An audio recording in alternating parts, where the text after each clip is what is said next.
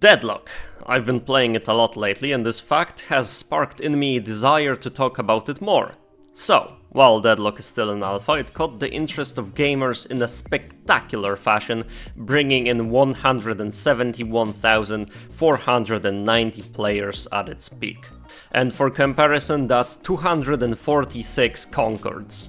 I'm sorry, don't want to beat that dead horse, but come on, it's a little funny. Goodbye Concord, you will never be forgotten, for all the wrong reasons. Back to Deadlock, however. While the game is still in alpha access, or however you wanna call it, it seems like gamers absolutely love it.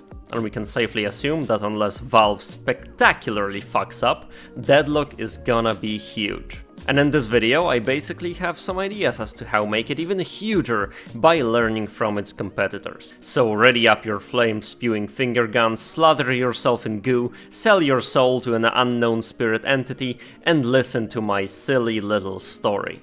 League of Legends, a game which phenomenons I do not fathom, nor do I want to at this point. A game almost as boring to me as Counter-Strike Global Offensive, keeping the entire MOBA genre hostage. Up until Deadlock comes out, of course. And before all League players try to object, I know you hate that game far more than I do, or ever possibly could. But even in my uncultured eyes, there is still something I believe League does incredibly well.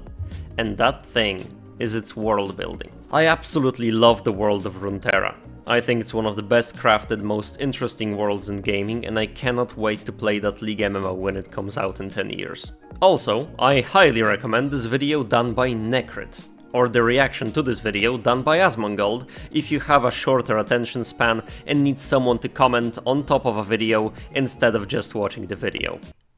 I'm just kidding, Asmongold he's cool, he's fine, he's cool, just... yeah, please do not kill me. So, let me tell you a bit about it and how I believe Deadlock can utilize the potential of world building. From frozen peaks and wastes of Freljord through great warring cities of Piltover and Zon to the dark horrors of the Shadow Isles, the world of Runeterra is brimming with life and stories. It's inspired by all possible manners of our real-world cultures to create a fantasy world that feels limitless in its potential, bringing together magic, steampunk, godly pantheons, catgirls and Lovecraftian horror. Truly a masterpiece of thematic chaos. But how can, and I believe eventually will, Deadlock utilize this potential? Well, through its many realms and realm gates, of course. If you've watched my last video on this channel, and you should, it's lots of fun, lots of cool stuff over there, you know that the world of Deadlock is littered with gates leading out to different outside realms. These gates seemingly appear randomly, from the Arctic through the Bermuda Triangle to New York City. Now, so far, we only know of one of these realms, the Fire Realm of Ixia, homeland of Infernus or Fern, whose residents are able to control fire with a thought. And while we know not the names of the other realms yet, what we do know is that they exist, most likely connected to the 8 gates open so far around our beautiful blue and green rock. Different realms inspired by different folklores or cultures, bringing us all manner of peoples, creatures, histories and stories, deepening the world and making us more invested in it. Make your characters have character, Deadlock, people love this shit. Create relationships between them, craft friendships and rivalries, past transgressions leading to current hatred or remorse. Add whoever killed Great Alan's son and his family as a playable hero. Let us get in the shoes of one of John Hathorne's descendants, so that Vindicta can drop a line of sick satisfaction as she snipes him from across the lane. Bring in Yamato's brother, or the person who created Bebop. Stories are important to people. They want to understand the world they spend hundreds of hours in. Allow us to play as creatures wielding different kinds of spirit drawn from different realms. I want to see what is beyond the realm gate through which the powers of Viscus came from. Is it a realm of goo? Are these realms anything like the planes from the universe of D&D? Cause they sure have a plane of ooze there. Look, the Swamp of Oblivion is right there. World built like League, Deadlock. World built like crazy. Make us theorize, make us take sides in conflicts and root for your heroes, despise your villains. take us places we do not expect, places we struggle to wrap our little gamer brains around, lands of gods and monsters from legends past. And by take us, I mean literally, of course. There is already conflict over Onyxia after all. Two warring sides, possibly with two different patrons on each of them. And this brings me neatly along to another game that Deadlock can draw from. Heroes of the Storm. Amalgamation of the Blizzard franchises of my childhood, built around pure, chaotic fun of constant teamfights, a game which I love. A game which is now on life support, unfortunately. So, what can Deadlock take from this forgotten gem, you might ask? Well, its most unique aspect, of course, that being the maps. Heroes of the Storm features 15 different maps or battlegrounds, each of them introducing a different mechanic to spice up the gameplay.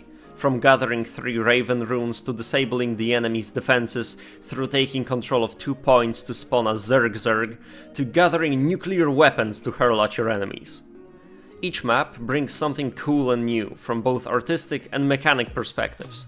Different maps even have different types of jungles, featuring different monsters that can help you push lanes and give XP. Now, even in its early days, Deadlock already has some cool map objectives, such as the Soul Urn, which you can carry around the map for bonus XP, and the mid-boss, granting you the Rejuvenator, increasing fire rate and buffing your little Candle Soldiers.